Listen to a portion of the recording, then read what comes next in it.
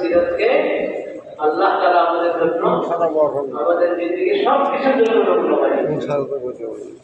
আমার দিন দুনিয়া কোনো কিছু এমন থাকবে না যে ক্ষেত্রে আমি নবী করিম সাল্লাল্লাহু আলাইহি ওয়াসাল্লামের সিরাতের মাঝে কোনো নমুনা খুঁজে পাবো না, নির্দেশনা খুঁজে পাবো না, এটা অসম্ভব।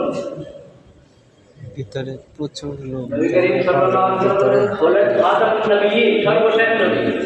তাকে আল্লাহ সর্বশেষ শরীয়ত দান করেছেন, এটা কিয়ামত পর্যন্ত জন্য। নতুন কোনো শরীয়ত আসবে না, হেদায়েতের নতুন কিতাব অবতীর্ণ হবে না।